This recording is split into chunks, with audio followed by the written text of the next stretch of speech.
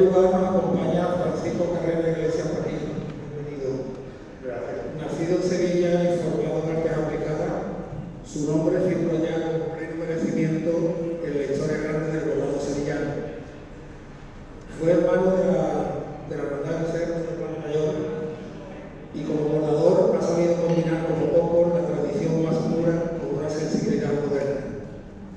Sus manos han dado vida a obras tan admiradas como el palio y el marco de su hermandad, el cerro, el palio del beso de Buda, el nuevo palio de los Javieres, la saya roja de la Esperanza de Triana, la célebre toca de rojo de la Macarena o la recuperada torre de Juanita Reina, por citar solo alguna interminable lista.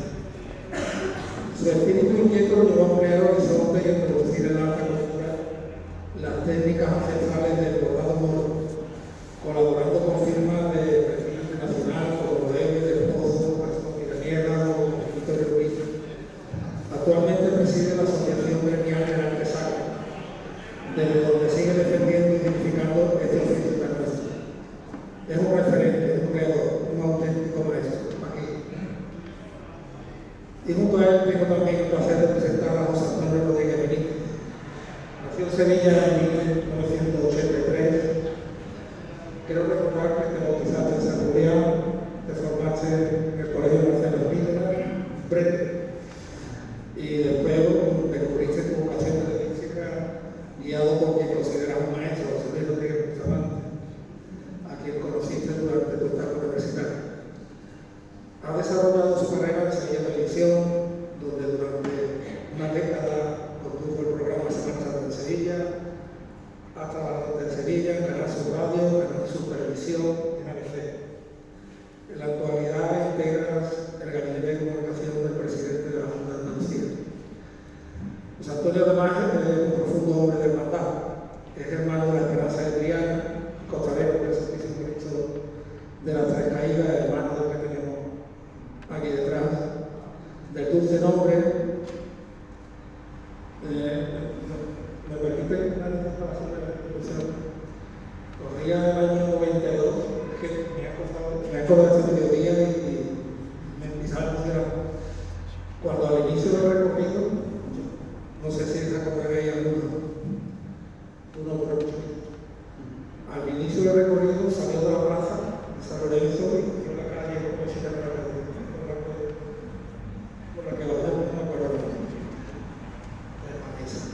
Surgió un contratiempo por la corona de la Virgen y entre revuelos, imagino que sería el prior, sería un hermano que la asistía, tuvieron que quitarle la boca y no había otro que debajo que en rotación y se me la puede sostener y digo,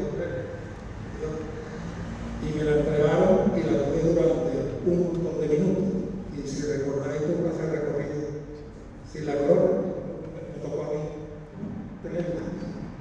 Tengo otra anécdota que me acaba de recordar el amigo Paco Parada, mi hermano, de cuando la hermandad del Cerro vendimos el paso de la oración, porque ya estamos haciendo el nuevo de Nazareno, el antiguo del Nazareno pasó la oración.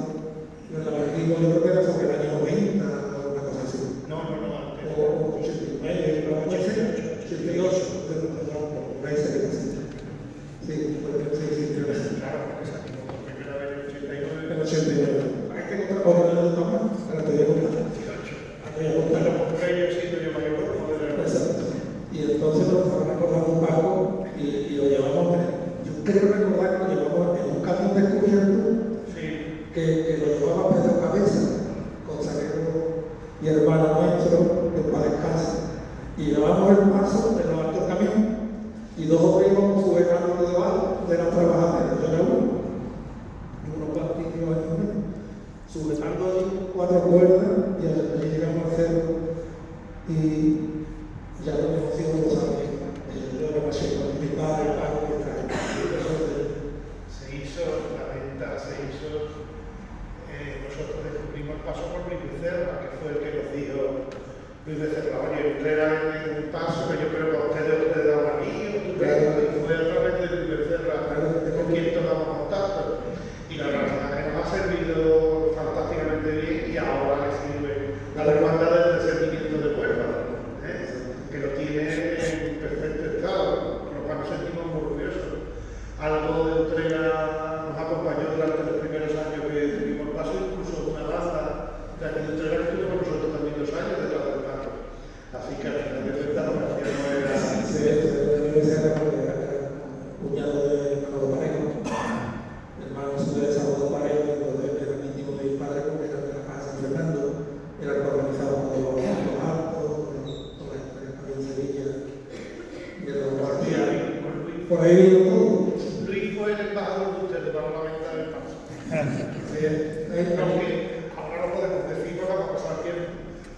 ustedes os creíais que no lo iban a vender tan fácilmente y lo compramos rápidamente sin problema. Bueno, también era hermano de la Estrella y de la Pastora de Triana. No es un debutante de los atriles, ha pronunciado numerosos pregones, entre ellos de la colonia de Sevilla en 2007. Es amante del arte, de las antigüedades y coleccionista. Hoy nos acompaña además quien será Dios mediante el presidente de la Semana Santa de Sevilla 2026. Está todo dicho. Los Antonio, permíteme ese pequeño guiño a tu padre. Toro, ¿cómo nos vamos? Señoras y señores, hermanos, con todos nosotros el insigne orador Paquili y el futuro pregonero, pero excelentemente bien seguro, José Antonio Rodríguez Benítez. Muchas gracias.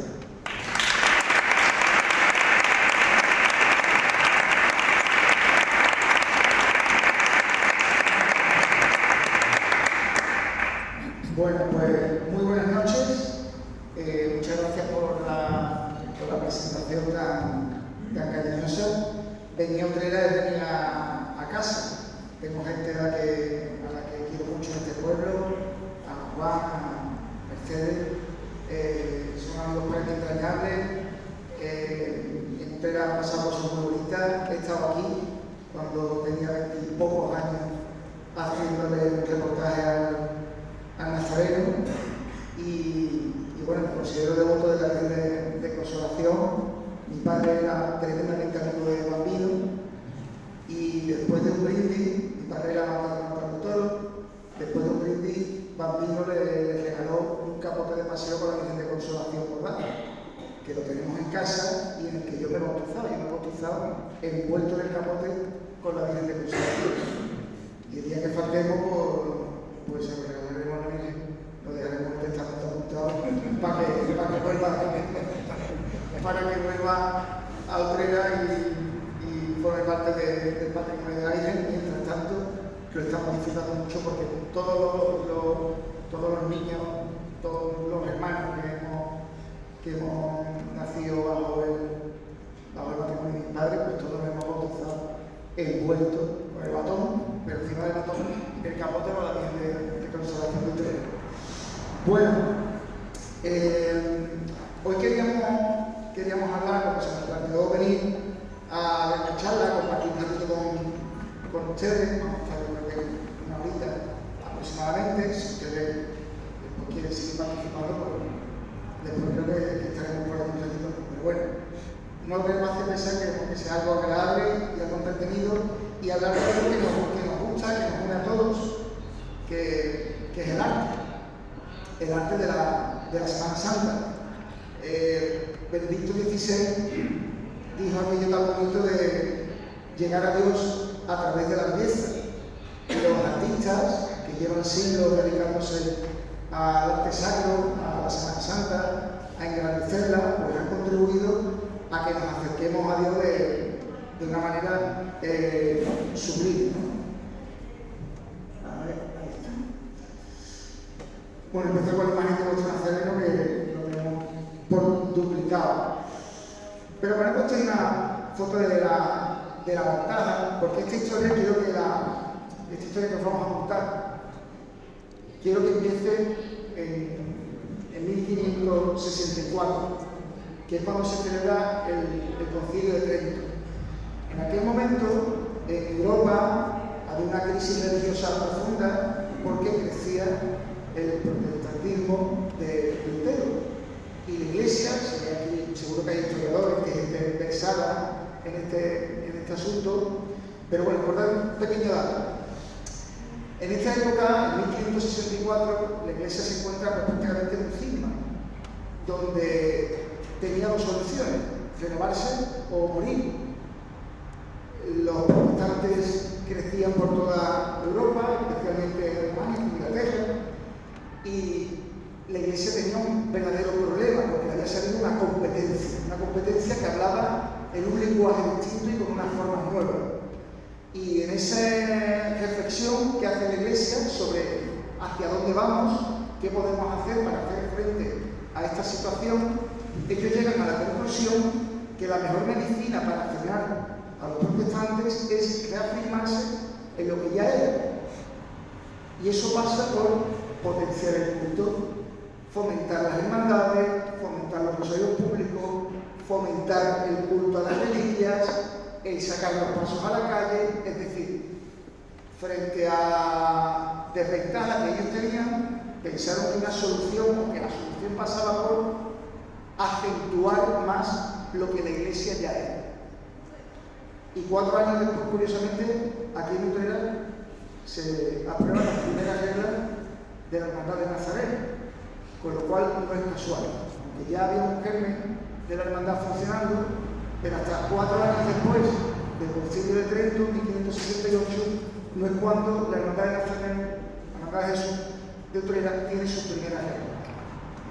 En ese contexto, en el barroco, una época de máximo esplendor artístico, que es cuando, digamos que hay más flujo de dinero que viene de América, Sevilla se convierte un poco en el monopolio que gestiona pues todo el tránsito de riqueza, de mercancías que van a América, hay dinero en la ciudad, vienen comerciantes, vienen escultores de Flandes, vienen escultores de Génova, en Huesen a trabajar aquí. En ese momento es cuando la excelencia artística se pone al servicio de las cofradías. He puesto las montajas como un ejemplo de cofradía barroca, con bordado suntuoso, con una talla realmente maravillosa, con un paso antiguo. Llevan uno de los pasos más antiguos que sale en la Semana Santa de Sevilla, y lo he puesto un poco como icono de esa belleza que se pone al servicio del arte y de Dios. Y en esa época, pues quienes se encargaban de crear esa belleza eran los artistas y fundamentalmente eran los talleres. Y aquí es donde entran con la presencia de la artista. Bueno, nosotros los artistas que nos hemos dedicado a las artes suntuarias cofrades hemos sido el instrumento que la Iglesia encontró en un momento determinado, porque tenemos que retrotraernos y saber que los católicos tenían prohibido leer la Biblia. ¿Cómo se le transmitía el mensaje a los creyentes? Pues a través precisamente del arte, las composiciones, los pasos. Vosotros, yo decía el otro día, delante del ministro de Cultura, en un acto que tuvimos, que no hay un sitio en España donde no haya una pieza dedicada al artesano. Ningún templo y ningún museo en España está carente de una pieza, y eso significa que fuimos el instrumento de los fueron los antecesores, y nosotros somos los que continuamos. Fuimos un instrumento válido de la Iglesia para transmitir su mensaje. El mensaje era a través de la belleza. Nosotros fuimos los que creamos los gremios.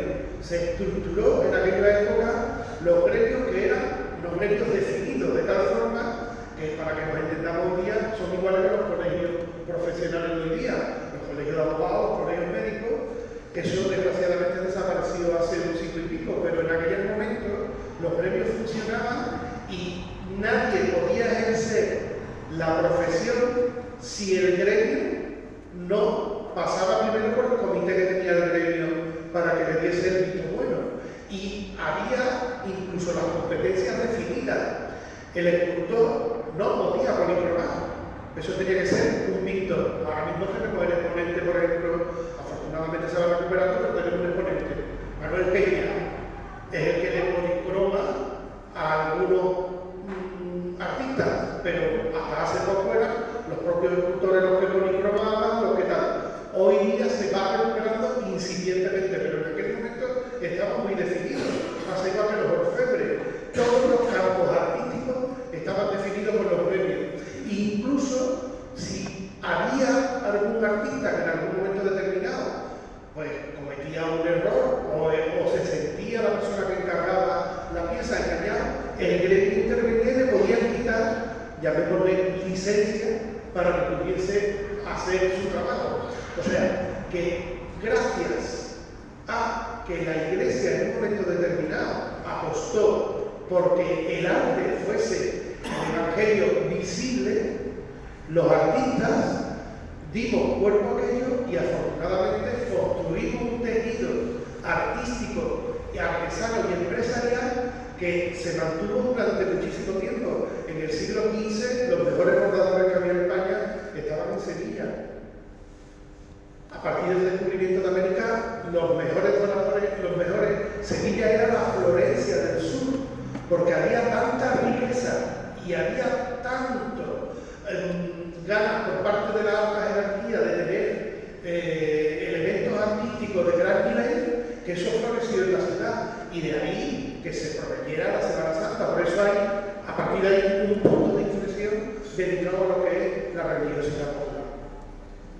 La moraleja que nos gustaría que ustedes se quedaran es que a lo largo del tiempo, a lo largo de la historia, los mejores siempre han trabajado para la Semana Santa, y la Semana Santa siempre ha buscado el refugio de los mejores. Lo ha dicho Paco, el nivel de exigencia que había de los premios. Un escultor no podía policromar. Martínez Montañés no podía policromar sus imágenes. Las tenía que policromar Pacheco, que era el suegro de Velázquez, además, ¿no? Es decir, fijaros en qué nivel de calidad y de excelencia se movían las hermandades en esta etapa. Hemos dado un salto en el tiempo, nos ubicamos ahora en el siglo XIX, que es, digamos, cuando la Semana Santa de Sevilla adquiere la dimensión, la forma, los modos y la estética que tenemos hoy. La Semana Santa que tenemos hoy es heredera de la que se gesta desde mitad del siglo XIX hasta final de ese siglo, incluso principio del siglo XX. Aquí se da una circunstancia muy peculiar. Hemos puesto una pintura costumbrista, decimonónica, del Paso de Montserrat, que fue una de las hermandades a la que los duques de Montpensier patrocinaron mucho. Se da una circunstancia, y es que los duques de Montpensier, al duque no le dejaron casarse con la reina Isabel II. El duque tenía una ambición por ser rey tremenda. Como no le dejaron casarse con la reina, se acabó casando con la hermana, y se vinieron a Sevilla para desde aquí, él más que ella, conspirar por si en algún momento podían dar el salto al trono, ¿no? Entonces ellos aquí montaron una corte, se compran el Palacio de San Telmo, establecen una pequeña corte, y desde Sevilla, desde Andalucía, empiezan a patrocinar causas como la religiosidad popular. Es decir, ellos no eran tontos, especialmente el duque, que le decían que era extranjero, porque tenía muchísimos negocios de la gana, ganaba mucho dinero con la gana. Él quería el favor del pueblo, él quería el reconocimiento del pueblo y utilizar el pueblo a través de la cofradía, por ejemplo, patrocinando, invirtiendo. Las hermandades, lo hemos visto en el barroco, cuando fluye el dinero, se van a lo mejor. Y gracias a eso surge una Semana Santa mucho más espléndida. Todo esto coincide que en esa época llega la primera línea de ferrocarril a Sevilla. Eso que provoca los turistas. Por lo cual nace la Semana Santa como fenómeno turístico. El ayuntamiento ya hacía bandos para que la gente encalara las casas, para que la ciudad estuviera en el máximo nivel de expansión de su belleza, porque venía gente de fuera. Y por ejemplo, en la Palacio de San Telmo se quedaban a dormir escritores, viajeros ingleses, estadounidenses, franceses, alemanes, que venían a disfrutar de las fiestas de Sevilla. Y las fiestas de Sevilla se empiezan a convertir en un evento turístico de primer nivel. Como eso atrae dinero, las hermandades tienen la posibilidad de encargar en seres infinitamente mejores de los que tenían.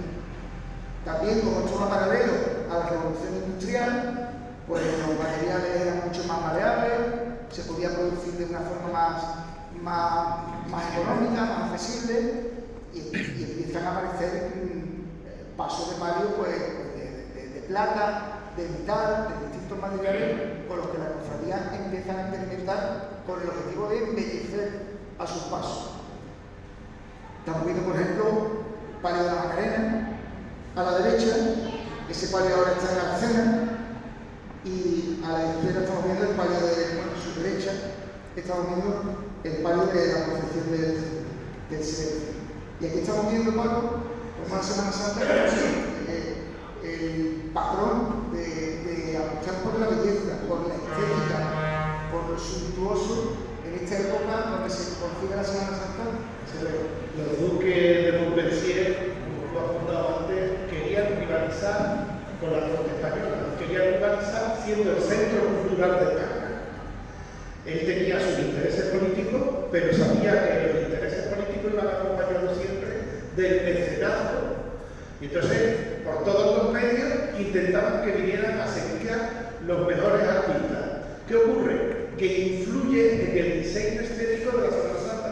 Cuando todos, esos días lo sabemos todos perfectamente, que hablamos del corte romántico, de la época decimonónica, es precisamente en ese tiempo cuando toma cuerpo esos diseños.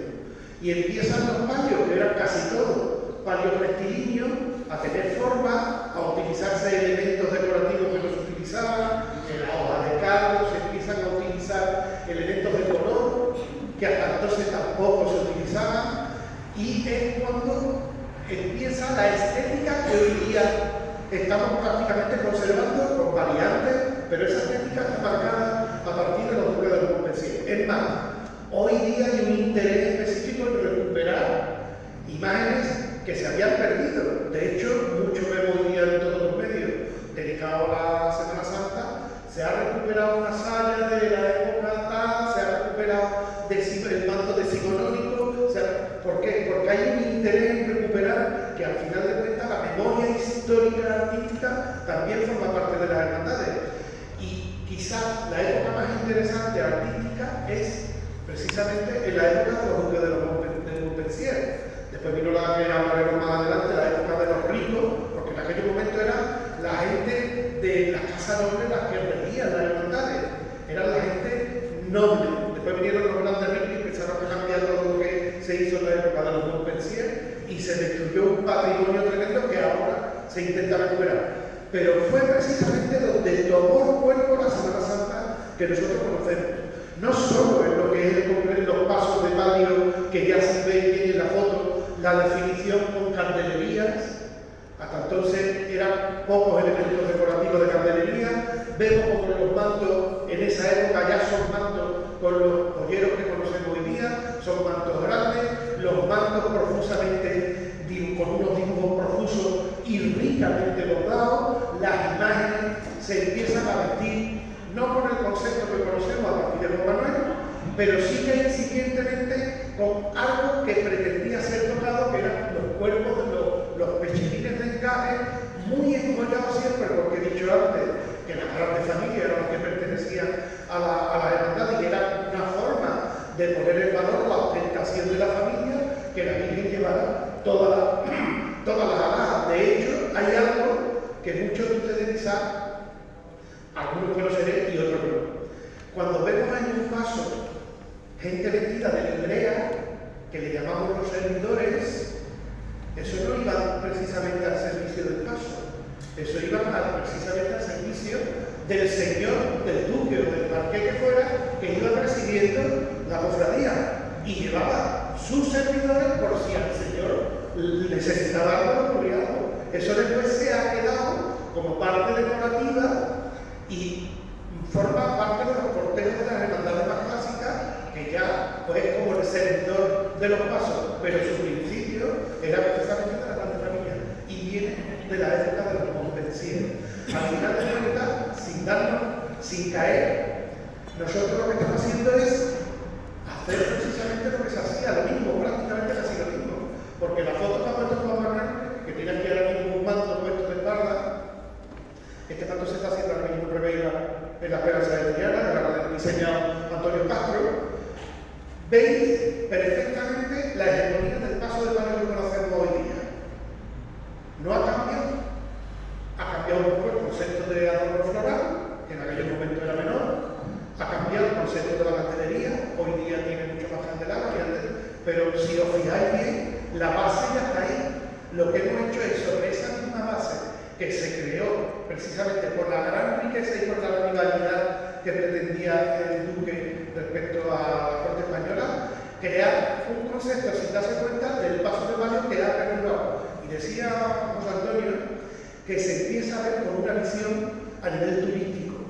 Es en el momento que se da cuenta la sociedad del valor económico que rodea precisamente a todas las artes suntuarias que están enfocadas a la Semana Santa. Luego, no solo es parte turística, que en el fondo es económico, porque se posiciona en la ciudad, se crean puestos de trabajo dedicados por los hoteles, sino que se vende una parte estética y artística a través de la Semana Santa. Por lo cual, nosotros lo que hemos hecho es coincidir en el tiempo y poner en valor aquello que nos enseñaron, porque en aquel momento se diseñó una estética que difícilmente se podía quitar y que forma parte de la historia de la Semana Santa de toda Andalucía. Este es el manto de los soles. Este manto era de la O y ahora tiene la Hermandad Sacramental de Espartina. Es una de tantas piezas buenas que dejaron de profesional la Semana Santa de Sevilla, porque las modas y las posibilidades económicas pues iban permitiendo que las hermandades adquirieran nuevos deseos. Bien, hemos hablado del Concilio de Trento como fecha primera en la que la Semana Santa se nutre de seres que le proporcionan belleza y que ayudan a conducir a la vida del pueblo. Hemos hablado del siglo XIX, que con la llegada de los duques de Montpensier, cuando se revoluciona un poco el concepto turístico de la Semana Santa y hay una eclosión en lo estético, en las posibilidades de la hermandad de encargar nuevas piezas, hay un realce de la belleza. Y vamos a hablar de una tercera época que ocurrió en 1929. Sabéis que en ese año se celebró en Sevilla la exposición iberoamericana, que fue un evento fundamentalmente para fomentar relaciones económicas entre España e Iberoamérica. Y en el contexto de esa gran exposición, la ciudad de Sevilla se transformó en lo urbanístico, en lo artístico, en lo económico, en lo social. Nacieron nuevos barrios obreros, en el Cerro del Aire, nació un poco al amparo de la exposición iberoamericana. Entonces, en este contexto, en el que vuelve a fluir, digamos, el dinero en la ciudad, de una actividad económica importante, en este contexto, las hermandades obtienen otro plus o dan otro salto de calidad. En aquellos tiempos, Rodrigo Ojeda había sido un niño que se había criado en talleres decimonónicos y que hacía esos bordados tan gruesos, tan grandes que hemos visto, pero él ya se contagia de los aires que la exposición iberoamericana trae a Sevilla, que es el regionalismo. Seguro que reconocéis el regionalismo con tan solo ver un edificio. Veis la Capilla del Carmen, veis la Plaza de España. El regionalismo no es otro que un arte que condensa un poco lo mejor de cada momento que ha tenido la región. Es como volver a reivindicar lo que ya es tuyo. La cerámica, paños como estos que nos legaron los árabes y los recuperan, la madera, la forja, que venía también pareja de la revolución industrial. Es decir, recupera ciertos elementos artísticos de distintos artes, del arte mudéjar, del arte gótico, y los reinterpreta. También, por supuesto, el arte renacentista, que sobre todo se lleva mucho en los zócalos y en la cerámica de las casas nobles, ¿no? Ahí estamos viendo un puente de la Plaza de España, que toda la decoración que tiene es regionalista, pero que tiene una inspiración clara en el Renacimiento. Esto es un zócalo de la calle Minas de Sevilla. La calle Minas es una calle que conecta el barrio de la Arenal con la Plaza Nueva. Hay una escuela de idioma.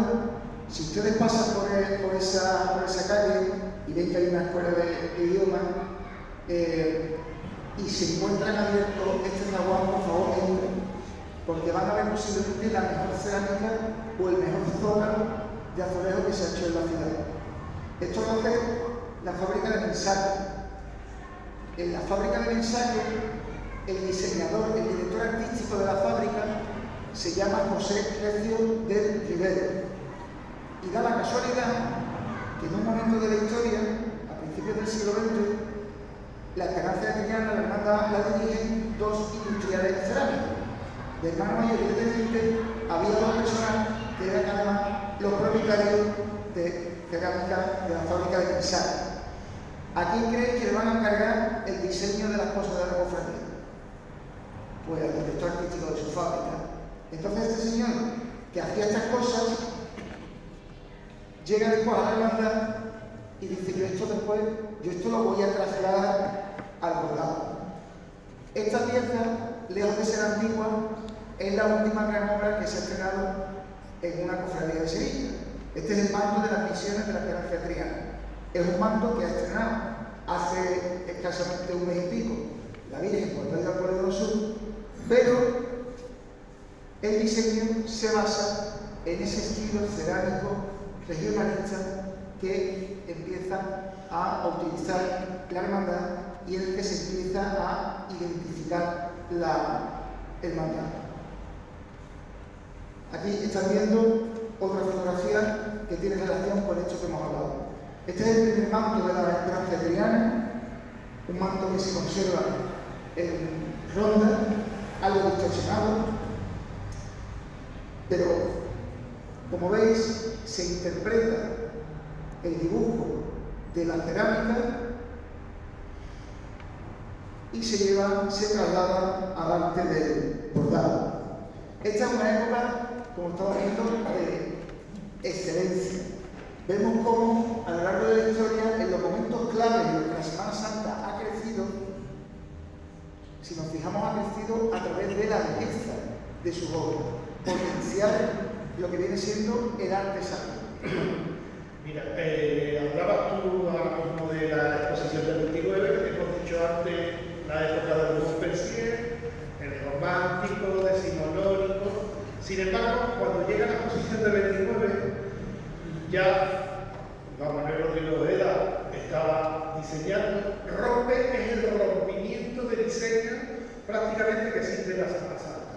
Y donde llega la eclosión, se empiezan a utilizar, por ejemplo, en los bordados, ceras de colores, que hasta entonces no se utilizaban, que hemos dicho antes, que eran todos decimonónicos, hojas muy grandes, con un ramaje pequeño que le daba forma, que utilizaban las hermanas Antunes, pero siempre era dentro de un contexto de hojas de cardo, de hojas grandiosas, con elementos. Llega la exposición, llega Juan Manuel Rodríguez Ojeda, rompe los esquemas, llega recio y todavía lo aumenta. Y a partir de ahí empieza una eclosión que es la estética, basándose en lo que hemos hablado antes, la estética que perdura actualmente y que rompe todos los diseños que había con anterioridad, transformándolos y enriqueciendo de una forma algo que era antes casi impensable. Juan Manuel, en el caso concreto de Juan Manuel, como bien sabéis, en 1930 hace el manto de tisú, anteriormente ya había hecho el manto a principios del siglo, el manto de malla. Es la primera vez que se empieza a utilizar el color en el tejido, empieza con los colores, mete el color del terciopelo, empieza a cambiar los elementos, mete malla, los patios los reestructura de tal forma que los diseña para que el movimiento del palio vaya compasado. Utiliza la forma de la luz en función del horario de la cofradía para diseñar el palio. Por eso, por ejemplo, el palio de malla rojo de la Macarena tenía un sentido, y era que la luz por la mañana entraba por la punta. Empieza a utilizar la malla, aunque ya se había utilizado de forma incipiente en algunos elementos de la Semana Santa, pero él lo eclosiona. Empieza a utilizar diseños que hasta entonces eran casi imposibles, de tal forma que incluso Grosso, el pintor, lo llega a criticar porque decía que los diseños que hacía Juan Manuel eran que te emborrachaba la vista y no podías definir bien los elementos. Bien, pues dicho esto, con Recio lo que hacemos es que utilizamos la arquitectura regionalista y la extrapolamos al contexto de la cofradía.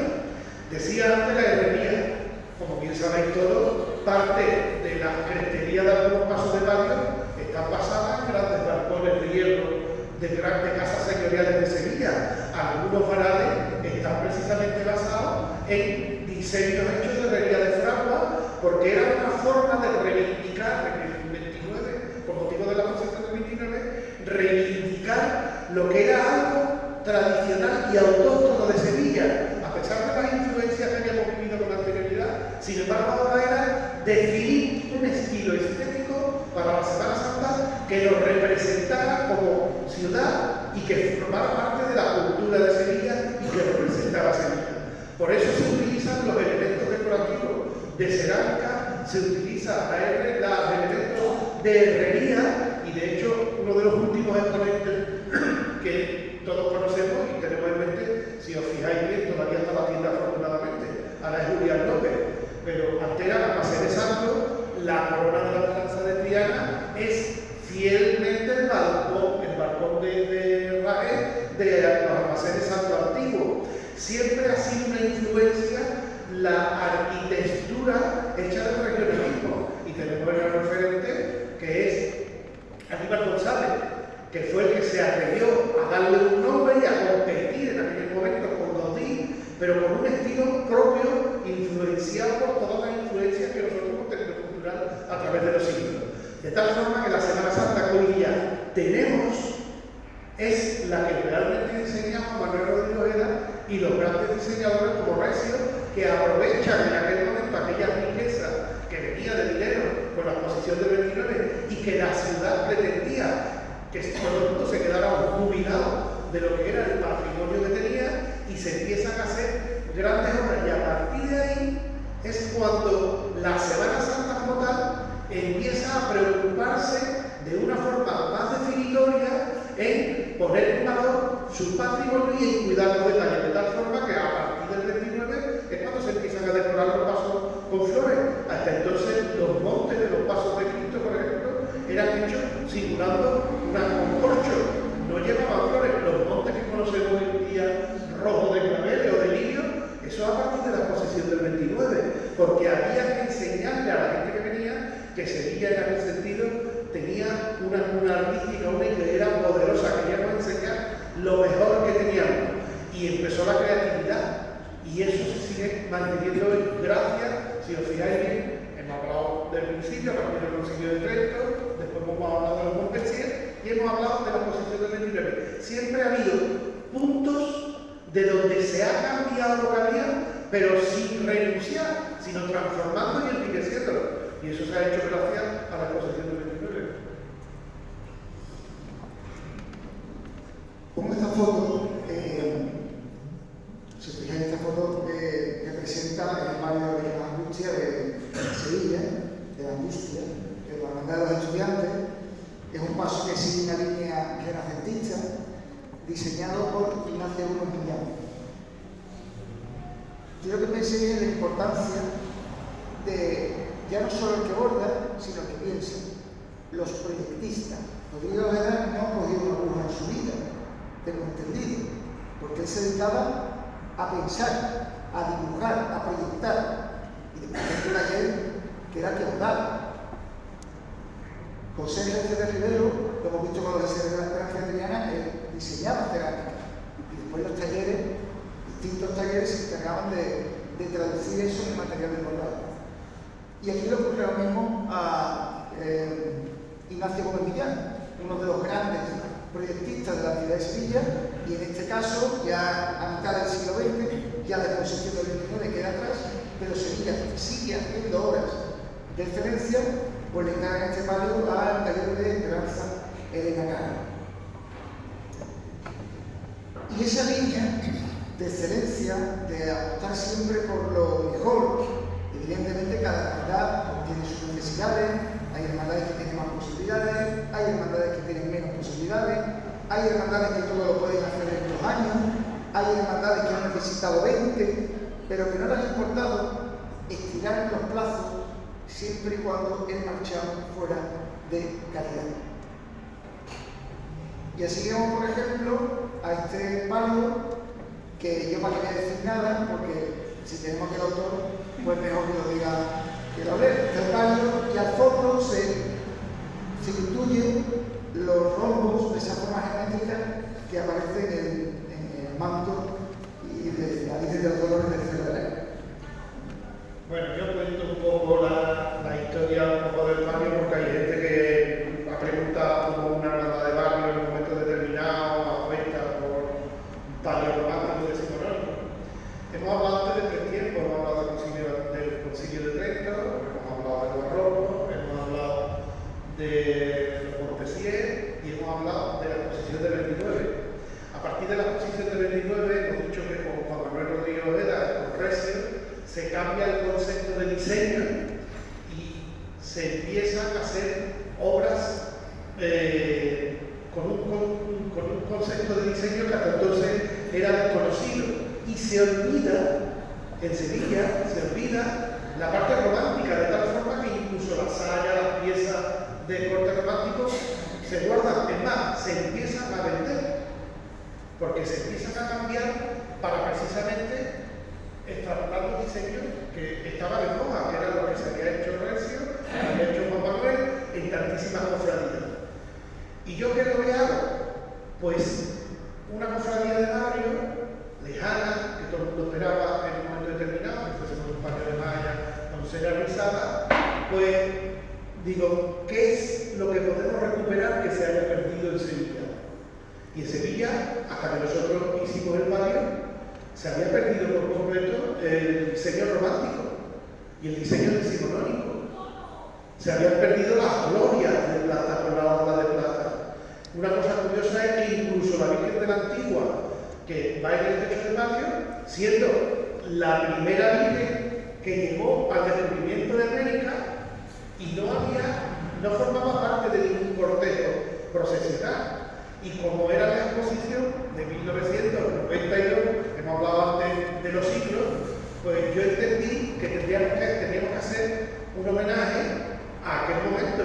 Por eso opté por la Virgen de la Antigua, ponerla en el techo, recuperar la gloria de enfermería y recuperar lo que eran los patios de corte romántico con crestería cortada, que solo quedaban de la estrella. Y el de la estrella, con una particularidad, la estrella tenía la página delantera y la trasera con el galón cortado, los laterales no tenían crestería, era recto. Yo lo que hice fue pues poner todo el patio con crestería con galón cortado. Al final de cuentas, lo que hicimos, todo tiene un efecto después. Ese efecto es que a partir de aquí, no porque yo fuera un lunar, yo soy una persona que me gusta mucho mi trabajo, pero a partir de aquí sí se ha influenciado en poner en valor otra vez lo que es el concepto romántico, lo que es el diseño de la saya de corte decimonónico.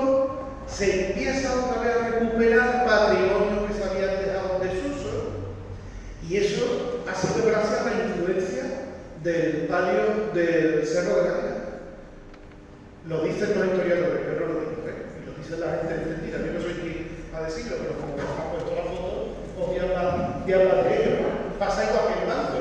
El manto, cuando se estrenó, hubo gente que a mí me puso, no había contado un periodo de comunicación en todas partes la que me dieron, más grande del mundo entero. Pero es que desconoce la historia del manto.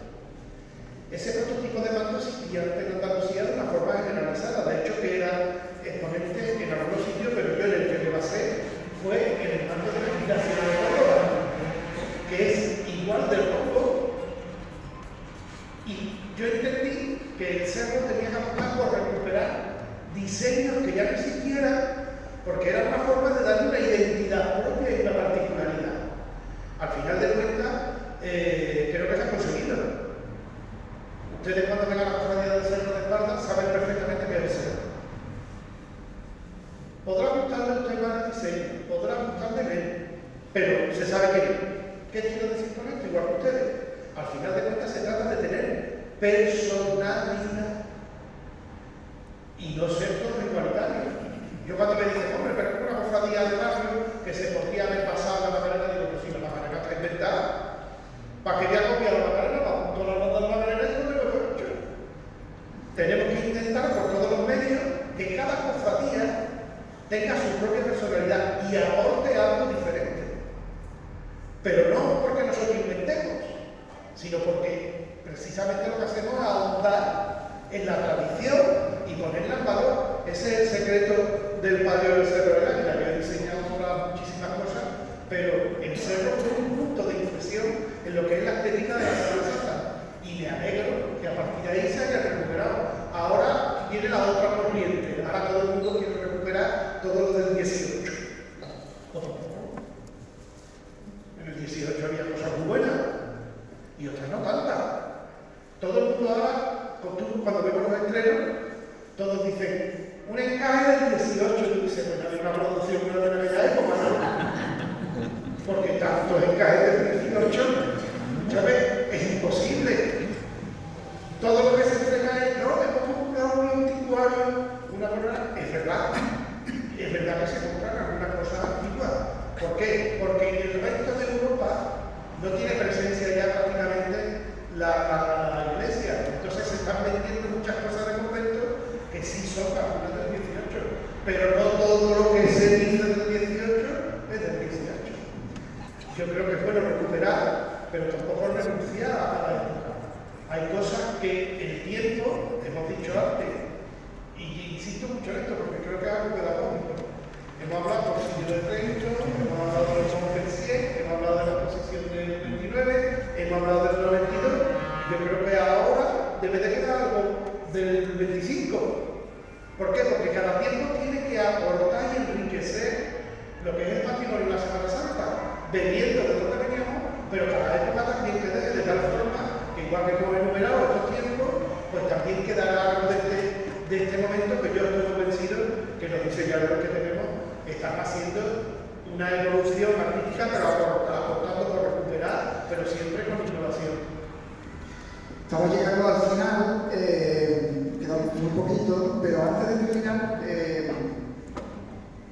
yo quería solicitar la participación de dos artistas que están aquí, que son Luciano, que son Daniel. Os voy a pedir por favor que os levantéis, esto es sorpresa, que os levantéis, os coloquéis aquí, porque yo necesito que ustedes me expliquéis algo. Claro, ustedes me entendéis en vuestra casa. Si quieres te canto a cantar, ponerlo en esto de todo, porque estamos hablando de aportaciones, de excelencia, y yo quiero que expliquéis en qué momento se os ocurre hacer una túnica de cerámica, porque esto es la primera vez que yo lo he visto. ¿Conoces la película Atraco?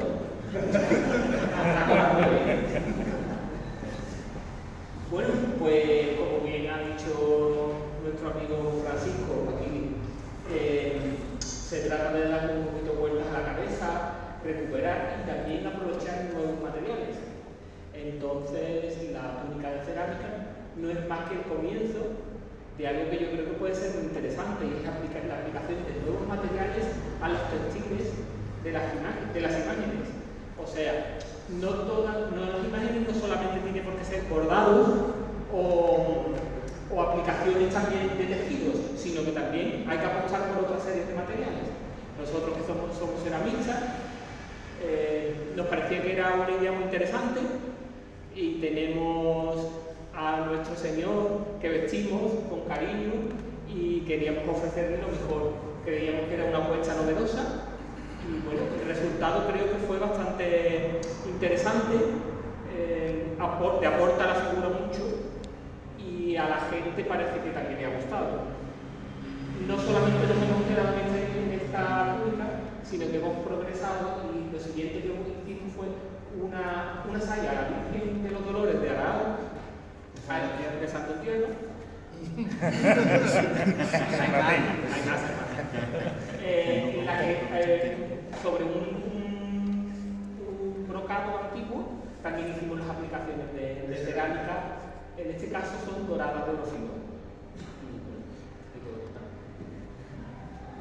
¿Quieres añadir algo, Daniel? Sí, que de los dolores de...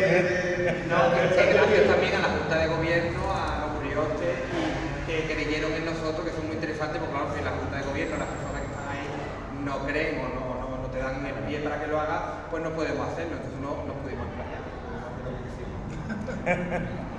Vamos a dar un aplauso a Carlos.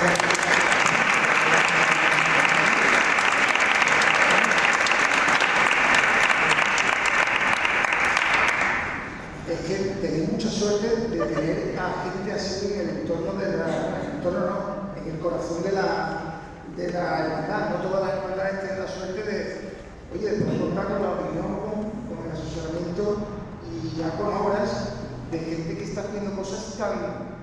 tan a la vanguardia, pero basándose en lo tradicional.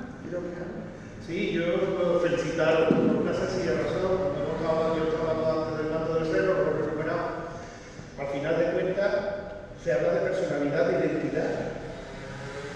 Y cuando alguien hace algo único, le está dando una impronta única a esa imagen y a esa hermandad. Hay que tener mucho nivel, mucha altura, a apostar por algo novedoso. Eso es un signo de madurez. Y que haya gente que apueste por hacer algo rompedor, partiendo de la tradición cerámica, llevándolo a un contexto que nunca se ha utilizado, forma parte de la identidad. Nosotros, dentro de X de tiempo, se hablará que la primera túnica que se hizo con elementos cerámicos fue la de la hermandad de Nazareno Utrera y formará parte del legado artístico de la hermandad. Yo sé que esto muchas veces no se entiende porque como estamos acostumbrados que todo lo vemos bordado y hay elementos que nos parecen de locura que se utilicen, pues que vosotros ya hayáis abordado. Por eso me parece de una riqueza absoluta y sobre todo de mucha generosidad y altura, que no todo el mundo está por la labor, porque muchas veces partimos de que para que no hoy día con las redes sociales, que sabemos que las redes sociales tienen su parte muy positiva y también algunas cosas negativas, pues hay gente que le da miedo ser un poco rompedor para que no le den crítica ni le den caña, ¿no? Pues aportar por eso es algo maravilloso. Eso significa que hay madurez y altura. Bien, pues todo no es en esta historia que estamos contando, que hemos llegado ya al último capítulo, no todo es bonito. Hemos dicho que los momentos clave donde la Semana Santa de Sevilla ha dado un salto de calidad por la situación histórica, la historia de la ciudad se puede ver perfectamente a través de la historia de las hermandades. ¿Y a través de la historia de las hermandades también nos para ver la historia de la ciudad? Bueno, pues no todo es tan bonito, no todo es la eclosión artística del barroco, de los grandes artistas.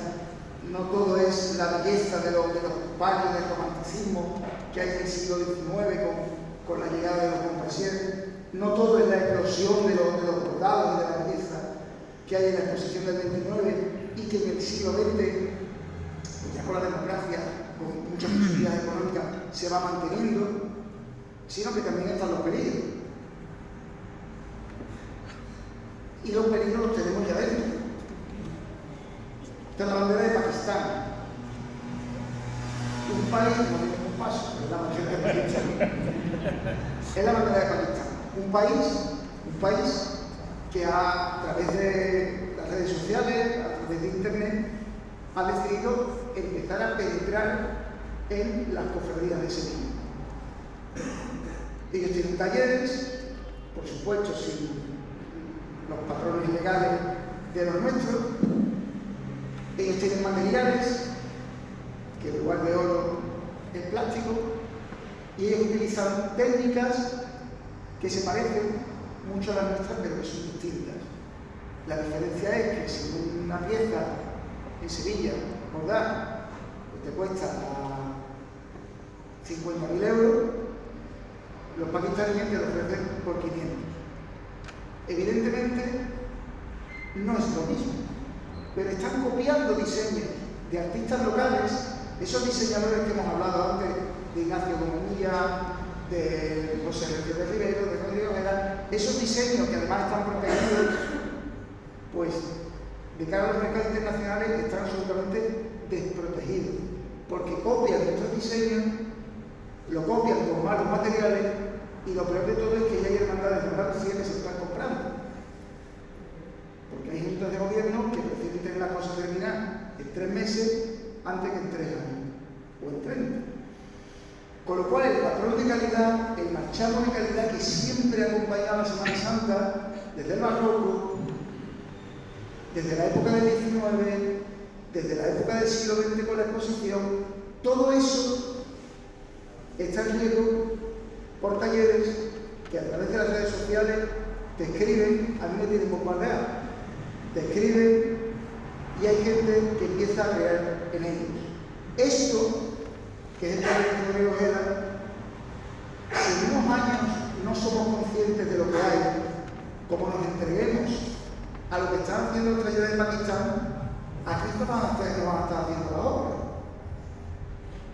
Que no pasa nada, el problema no es el problema. El problema es el patrón de calidad y la invasión y la competencia desleal que se está haciendo sobre los talleres de Sevilla. Con lo cual, esta historia tan bonita que os hemos contado, de calidad, de excelencia, de lo nuestro, en este momento está aquí. ¿Vale? Sí, bueno, está en riesgo porque quizás los cofrades no somos conscientes de la responsabilidad que tenemos. Cuando hemos hablado antes de altura por parte de la hermandad, al apostar por una túnica novedosa, los artistas no estamos en contra de que se innove y de que se apueste. Tenemos que tener en cuenta que nosotros, cuando hablamos de la Semana Santa, hablamos de identidad. Nos identifica como pueblo y nos identifica como grupo. Todas las personas que son los hermanos de la hermandad de Nazareno se identifican a través de la hermandad con la devoción, ¿verdad? Bien, pues la estética de la Semana Santa forma parte de nuestra identidad. Y tenemos que ser conscientes, los cofrades, de que la tenemos que salvaguardar. ¿Por qué? Porque el legado que le vamos a dejar a las generaciones futuras tiene que ser un legado de excelencia. Vosotros, antes hemos dicho que sois de la época de 4 años después del Concilio de Trento, cuando se funda la hermandad, ¿verdad? Todo lo que tenéis de patrimonio es la suma de las diferentes generaciones de hermanos que han ido aportando y que gracias precisamente a esa excelencia y a ese patrimonio, vosotros sois la hermandad referente en Utrera. Y eso es como consecuencia de ese legado. Si eso lo dilapidamos y lo tiramos por la borda, por la inmediatez y por la rapidez, al final de cuentas lo que estamos destruyendo desde dentro a las propias hermandades. Hay una cuestión que en este caso en concreto a mí particularmente me choca muchísimo, ¿no? Porque todos los que estamos aquí somos cofrades, amamos la Semana Santa, amamos nuestro pueblo Utrera, amamos Sevilla, amamos nuestra ciudad. No nos planteamos, por ejemplo, tirar un templo para que vengan una gente de fuera o alguien para que haga algo. Nosotros, de lo que forma parte de nuestra cultura y de nuestra identidad, si no lo salvaguardamos nosotros y lo defendemos nosotros, ¿quién lo va a defender? Es que es una cuestión de defensa absoluta de una identidad.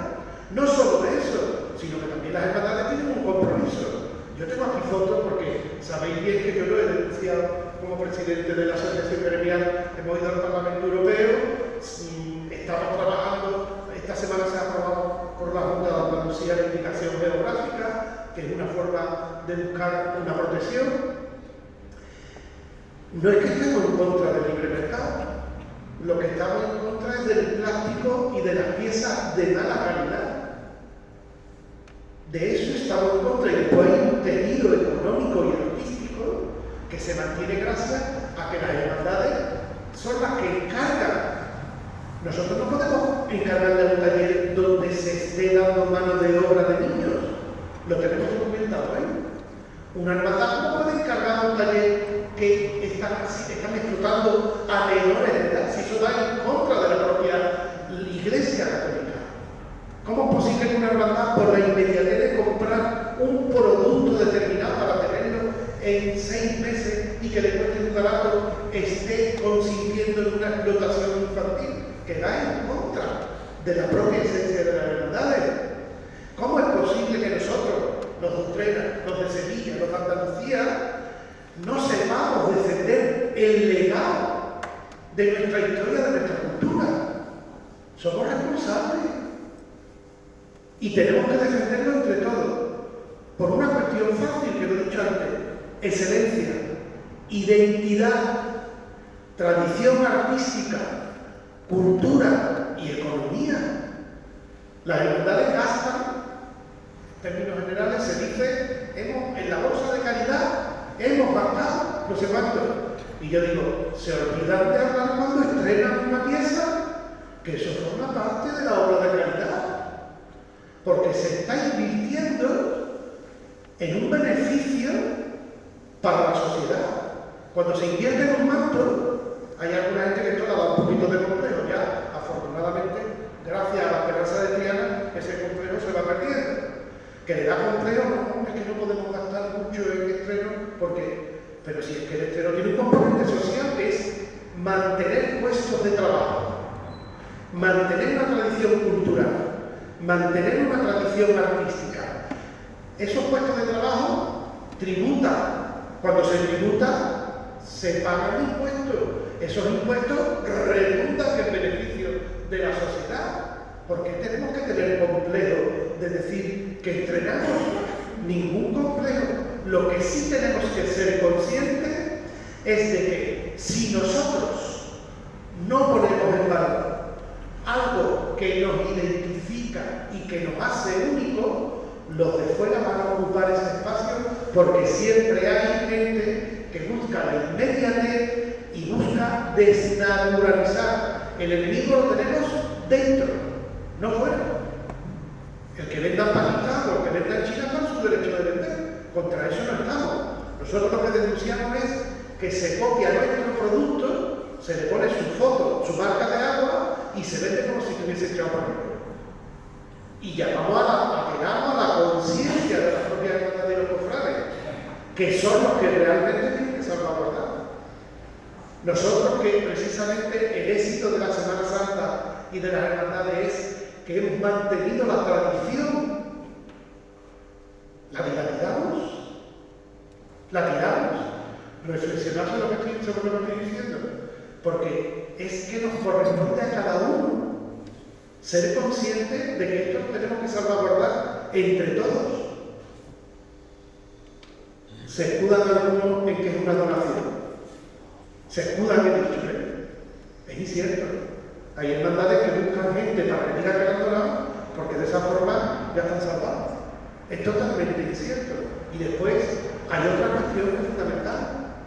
¿Usted cómo puede invertir dinero fuera de España en unos talleres que no benefician económicamente a su sitio, a su ciudad, a su pueblo, cuando el dinero se coge de aquí, de las donaciones de los hermanos? Hombre, hay una responsabilidad, insisto en ello, Tenemos que hacer pedagogía y tenemos que ayudarnos entre todos. La Semana Santa, a la que todos amamos, porque todo lo que estamos aquí abajo, hasta el infinito, también requiere de nuestra implicación para proteger. Si no la protegemos, terminaremos dentro de 30 años, que en vez de hablar del rey de Juan Manuel, hablaremos de ¡ay, champanta! Es el que ha hecho la saya. Claro, eso se lo digo a las autoridades cuando me reúno con ellas. Sabéis que cuando vienen a una autoridad, supongo que aquí vienen consejeros de la Junta de Andalucía, ministros, alcaldes, y le estáis enseñando el paso del Señor y el palio. Si dentro de 30 años vienen, tú le vas a decir, esto lo ha hecho en Jacochanta en los hermanos. ¿Dónde está? Parece broma, ¿verdad? Puede ocurrir. Puede ocurrir. Y tenemos que estar atentos. Sobre todo, la gente mayor, que le inculquemos a los jóvenes que es una cuestión de identidad. Y la gente joven que también entienda que ellos tienen que mantener ese legado y que lo que encarguen sea de excelencia. No quiero cansar hablando por si no es. Bueno, pues esta es la conclusión final a la que queríamos llegar. Si alguien, alguno de vosotros, nos tiene una pregunta, si quiere opinar algo sobre lo que aquí se ha dicho, esté de acuerdo o no, pues aquí estamos, dejamos unos minutitos últimos para que pues, si queréis algún interés. Hemos hablado de esta polémica de Pakistán, hemos mencionado también pues, un poco el plagio de diseño, no solo de los diseños, sino también de las propias obras. Hemos hecho publicitados como propia obra del taller de Pakistán. ¿Hasta qué punto es éticamente culpable una hermandad que acepta un trabajo, un diseño, a sabiendo de que puede ser copiado del diseño? Mira, hay caso. La toca de la Esperanza de Triana, la toca se estrenó del taller de Elena Caro hace 2 años, eso se ha copiado este año en nuestro pueblo y la ha donado una persona. Nosotros hablamos con la hermandad, la asociación habló con la hermandad y hablamos con Gonzalo, que fue el diseñador de la toca. Bueno, la hermandad nos mandó una carta como más que nosotros éramos mujeres no culpables. ¿Entiendes? Cuando lo que le estábamos pidiendo era que el propio diseñador nos había pedido que interviniésemos y le hacíamos constar a la hermandad y ellos decían que yo no tenía culpa, que no me lo hacía. Las hermandades tienen una parte de responsabilidad. Porque esto es como si yo estoy aquí sentado y está ocurriendo un hecho que le están pegando a una persona y yo me mantengo aquí al margen. No, mire usted, cuando hay algo en lo que tenemos que intervenir en defensa, tenemos que hacerlo como sociedad. Pues digan y como hermandad. He dicho antes que forma parte de nuestra identidad. Las hermandades son responsables. Las hermandades no pueden caer en eso. No se puede, una junta de gobierno no debe de permitir que se delegue a sus hermanos una pieza de mala calidad que no va a perdurar en el tiempo y que no va a formar parte de la historia de la hermandad. Eso es una responsabilidad de la dudez de la hermandad. Por eso he dicho antes que el enemigo lo tenemos en casa. Afortunadamente es minoritario, pero que no significa que te vaya a ir a más. Entonces tenemos que, por todos los medios, que no vaya a más. Pero no por una cuestión de vuelta, porque honestamente te digo, todos los talleres tienen una cantidad de trabajo tremendo. Todos. El problema es de calidad y de excelencia. Mire usted que en una cosa de TikTok, un minuto está muy bien en TikTok, pero estamos hablando de patrimonio que va a acompañar a una devoción.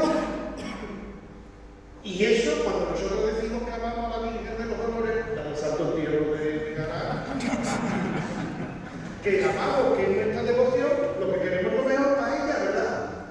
¿Cómo le vamos a poner algo, permitidme, de plástico? No tiene ningún sentido. Y eso es pedagogía. Y sobre todo que las hermandades asuman la responsabilidad que tiene la Junta de Gobierno. Y sobre todo algo que las piezas que están haciendo en Pakistán y que algunas están entrando en Andalucía, si tú las ves de lejos, lo que se dice bien, de lejos da pego. Acércate. Pero luego cuando te acercas, cuando lo tocas, y sobre todo cuando ves el material, pues evidentemente va a ser mucho más barato. Alguien que te vende oro, pero de plástico, con alguien que te vende oro y efectivamente es oro. Mira, el kilo de oro ahora mismo, de hilo de oro, el oro fino, yo utilizo oro fino nada más, el kilo de oro fino que ahora mismo se ha puesto en 3.300 euros. El kilo. Una saya de un poquito, vamos a ponerle 1,5 kilos, 2 kilos, que tiene 6.600 euros. ¿Cómo te pueden cobrar por una copia 2.000 euros? Puesta aquí en Sevilla. ¿Cómo te pueden cobrar 2.000 euros? Esto es fácil. Pero no es oro y hay una explotación detrás de personas. Usted que hay una cuestión que si es que no había ni que explicarlo. Era algo que se tenía que asumir y entender. ¿Cómo es posible? Yo he visto una pieza rodada por Pakistán, menos mal que la pieza de noche, porque como le den solo 40 grados terminan de estar, vamos, al vacío, porque esos plásticos se derriten, envasados vacío por el sol, por darle una parte de cariño de broma. Hay que estar hablando de algo serio, estamos hablando de devociones tradicionales de la familia. Y además sería un cómplice de ese pseudo empresario que esclaviza a esa criatura. Que no lo explicaba antes, como lo explicaba antes con lo de los niños, ¿no? ¿En qué sentido? Si nosotros las hermandades se entiende que estamos sujetas a los esquemas porque somos creyentes y somos iglesias, ¿cómo vamos a permitir una explotación de personas que lo que tenían que estar en el colegio? ¿Alguien más?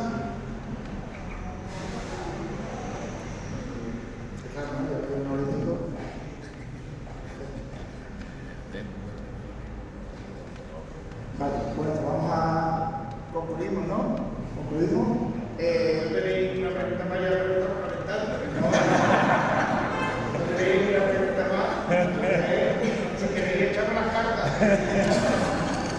Hemos echado la horita y 10, que era más o menos lo comprometido, y las cosas, lo bueno es breve y creo que lo puedo hacer bueno.